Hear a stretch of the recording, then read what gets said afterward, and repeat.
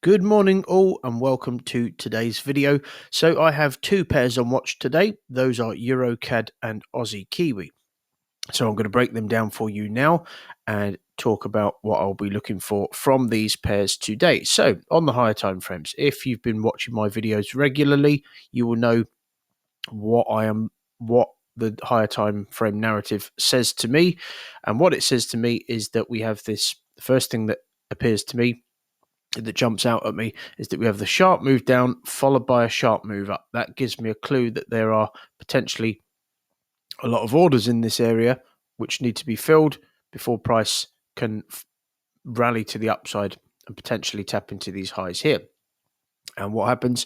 We scoop all the way around. When we move up like this, when we impulse up like this, and we have a correction which is this wide, it's very, very likely that we will find our way back down to this area, particularly when we break under this area here, under these lows here. And we do that, we form an impulse correction underneath that trend line that I just put on, or that paintbrush that I used. Impulse correction continuation, and then we find our way down to here. We break below it, which is typically what we do. When we have these higher time frame liquidity points, we typically break below them, catch people the wrong side of the market who believe what was previously support becomes resistance once price breaks below. The bigger players see this when it breaks just below as a bargain area of value for a buy, and so they get long. And then we typically see moves up which are similar in aggressiveness, if that's even a word, to what happened last time around. So we moved up very aggressively here, and if you want to look at the symmetry of the most recent moves, we also moved up here with a similar level of aggression as we moved down here. You can even see that we kind of stalled in the same area, giving us that kind of inverse head and shoulders feel. So we have the left shoulder, head, right shoulder, and typically speaking, if we're looking at an inverse head and shoulders pattern, the right shoulder tends to be equal to or lower than the left shoulder. And obviously on the flip side as well, the right shoulder tends to be equal to or higher than the left shoulder before price drops to the downside. So we get that. That's all of these things are pretty textbook stuff. So left shoulder, head, right shoulder, then we rally to the upside. Then we get that impulse correction continuation, a very, very clear impulse correction, which gives me a clue that the continuation is likely to occur to the upside. Okay, I've talked about this previously as well. So we have a near miss. Okay, we got close to that high and didn't quite tag it. When that happens, it's often the case that we take out the high before we either reverse or form continuation to go higher. So I've mentioned this previously. So what do I mean by that? So typically speaking, we may see, it's not really that relevant now, but just to touch on it, if we were going to reverse from that area, we might see a reversal structure. Who knew? Okay, so that would be one of the indications that we would get that we're potentially going to reverse in the area.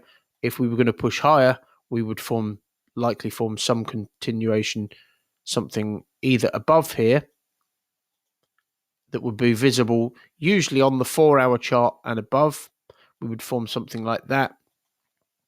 We may form through it, because if we form through it, then obviously there was not enough liquidity here to send price to the downside, which is why it tapped into it multiple times and failed to commit to the downside. We may see something like that, and sometimes we even see a flag just underneath, but that's not really relevant to us now. I just thought I'd touch on that, seeing as I've mentioned that in that area of value in previous videos. So what do we see here? We see a similar thing as we saw on the to the left. We saw this sharp move down, sharp move up. We come back down. We come close to this area of value. We near miss it.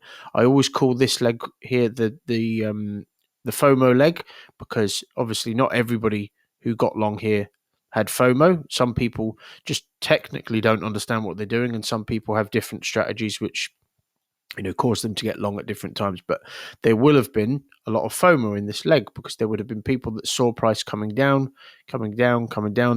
they would have told themselves that they were going to be patient this time around, that they weren't going to jump into the market again like they did last time.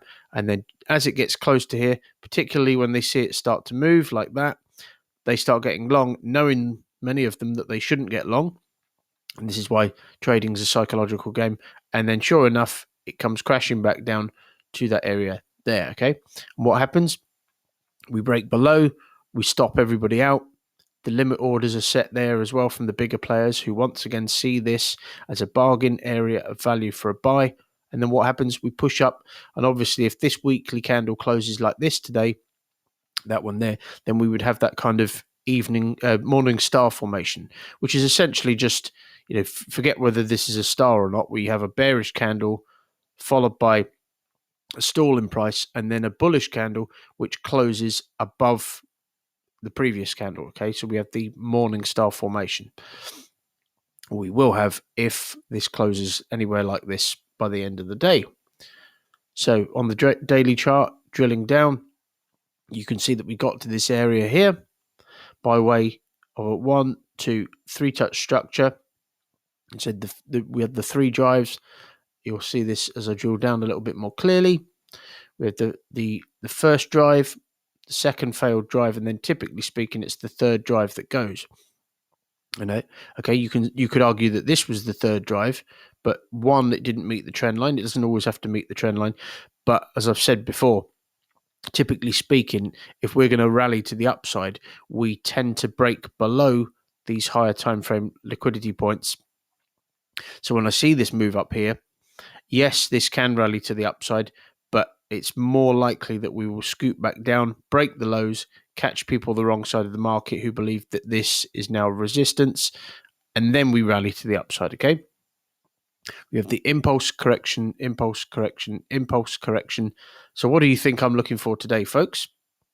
I'm looking for further continuation to the upside. Okay, we've broken through this, the 90% rule, so the start of this piece of structure, we've broken through that now. And this is a key thing, right? How did we move down from this area? Did we move down impulsively, or did we move down correctively? Well, let's have a look.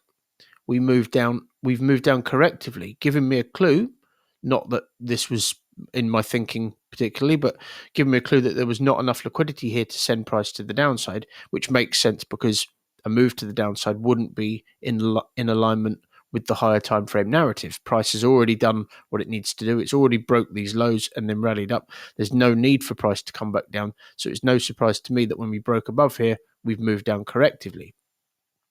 Now, in yesterday's video, you may remember that I was looking for, I said, if I just analyze this on the 15-minute chart, okay, you may remember that I said to you, I thought that because we'd near missed, I've just talked about this a moment ago, right? So there was the area of value, where the sharp move down followed by the sharp move up, giving me a clue that this is where the liquidity was for the next wave to the upside. And I said that I'd be waiting for price to tap into this area, and then I'd be looking to get long. However, I thought, if you remember from yesterday's video, if you watched it, that because we kind of this wasn't, when I talk about the 3 drives, okay, this wasn't really a drive, and these 2 touches were, where was the structure? We had the structure like that. Okay, we didn't really push away from here, right? So that gave me a clue, as did the fact that we were kind of trending in a slightly, where we were kind of squeezing slightly. So we had the trend lines like this.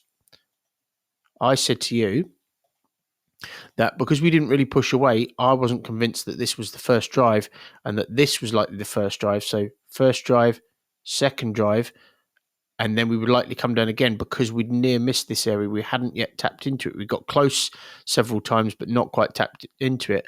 And the other reason was because the trend lines were squeezing. Okay, so this trend line was moving closer to this. And typically speaking, price tends to move in a more parallel manner. And I said to you, I thought that would mean that price would likely push up to give us a 1, 2, 3 here. We'd then push down and we get something which was a bit more parallel. Well, sometimes what happens is,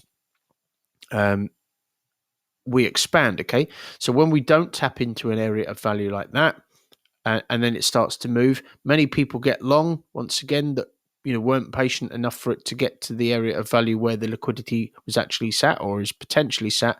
So they start getting long, and then price comes crashing down. So we see an expanding pattern where we get, if we were to tap into this area and get long, and move higher from there, then we would have equal lows, equal or lower lows, and higher highs. That's what we call an expanding pattern. Okay, so we see these when price isn't ready to commit, and people start getting long or short on the flip side, and then price breaks out of the structure and then breaks straight back in because the liquidity that was sat here and that is being placed here needs to be filled before price can move to the upside.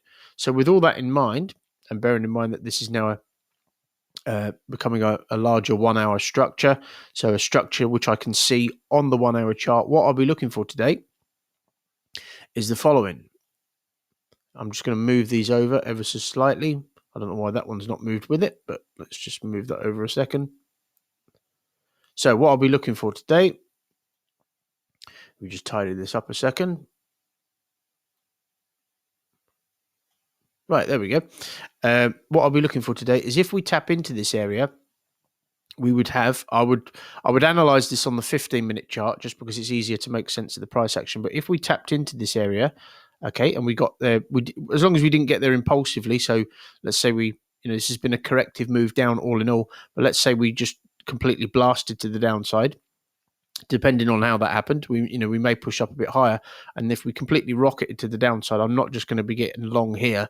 I'm going to wait for a stall in price, particularly on the 4 hour chart, because that's where I've observed from my documentation that we typically need to see a stall in price. But if we got down to this area and we continue to move down correctively, then we would have this first drive where the liquidity is likely sat, first drive, second drive, and then if we tapped into this area again, that would likely be the third drive, which sends price to the upside. And with this near miss being so close to this, if we did reject from here by way of a retrace candle or a low test candle, then we would likely have closed above here and above here, giving me a clue that all the liquidity that was sat in this area has been washed out, and then I would look to get long. If for whatever reason, so this is a 1 hour structure, I would basically wait for a 1 hour candle to close in this area if I was looking for this risk entry, what we call a risk entry, and then I would drop down to the 15-minute chart potentially to filter this on the 15-minute chart and look for rejections there, which would potentially mean I could get in slightly earlier with a slightly tighter stop loss.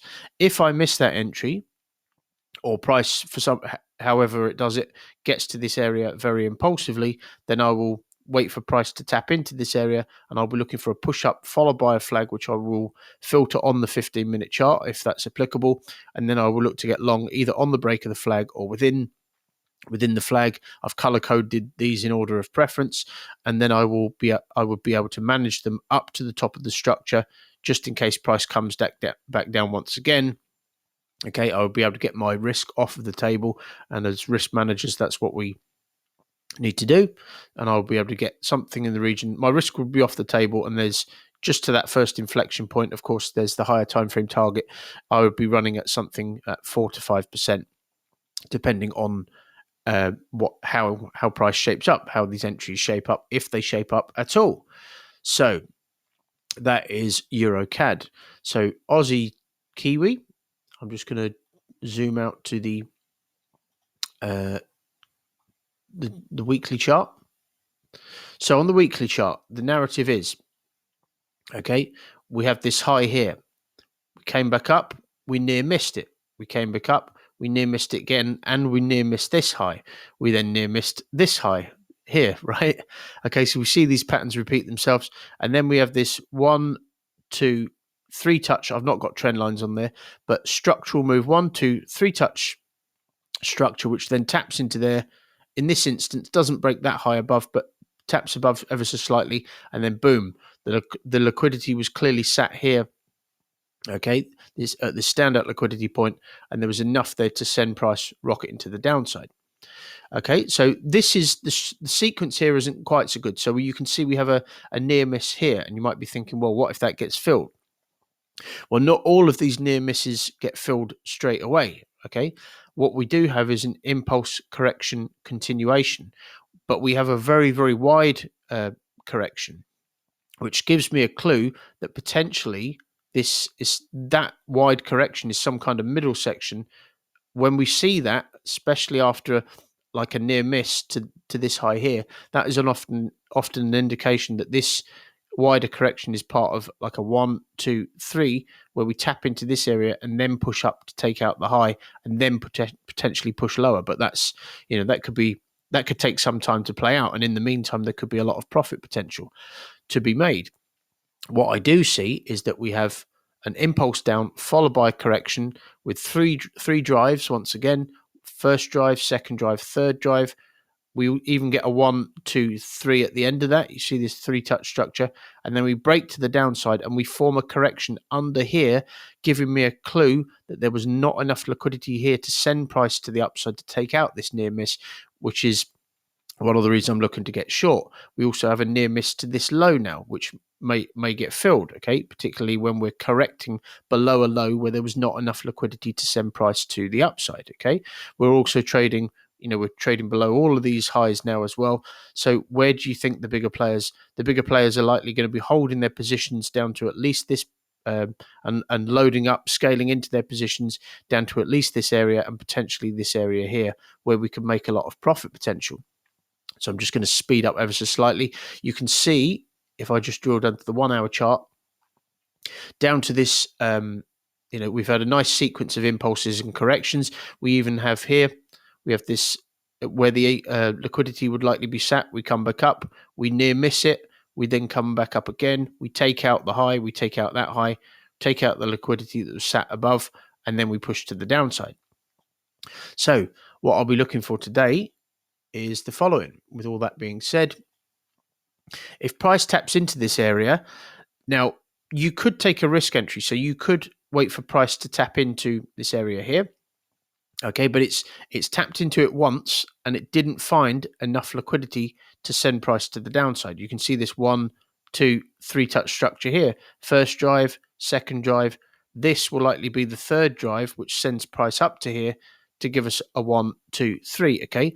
Now I'm not massively concerned about this high sat just above here, this area of liquidity, because it's actually sat above this low. Okay. So likely these people are now out of their positions. However, because it's not a million miles away, so it's not that far above here, and because we've already tapped into this area once and we didn't find enough liquidity to send price to the downside, versus if we'd near missed this, and because if we just zoom out, because this could potentially be, if I just put this, because we've had the near miss up there in an unusual, this is a slightly unusual sequence. We don't normally see things this wide unless, of course, price is potentially going to take out this high longer term. And because we haven't actually taken out that high, what I'm going to be looking for today is the following. I'm going to be looking for just a push down. We may tap in. One of the reasons is because if you was to take a risk entry and call the top from here, you may be tagged out, price trickles up just slightly higher to take out some of the liquidity that was sat there, and potentially break just above here, which just so happens to be the back end of this piece of structure as well. That could happen. So I'm just going to be waiting for price to tap into this area, potentially take out some of the liquidity that was sat here, and then push down. And then I would look to get short on the break of a flag, such as the one I've drawn, or within it. And then I'll be able to manage it down to this low. Of course, if we were to take out that low, we would likely take that one as well, because of how much of the move we will have retraced. And that's what I'm going to be looking for. Aussie Kiwi, you tend to, from my documentation, need a slightly wider stop loss with Aussie Kiwi, just because you can see it wicks about. It can be quite a wicky pair. So just for a little bit of extra protection, my stop loss will be slightly wider on this pair if this entry shapes up. But if it doesn't, that's absolutely fine. I'm not bothered either way. But thanks for watching, folks. I hope you've enjoyed this video, and I will be back on Monday, likely, if I've got a pair or pairs on watch, or if I've placed a trade, to bring you my thought process surrounding either of those. But for now, have a great day, enjoy your weekend, and I'll speak to you again soon. Thanks for watching.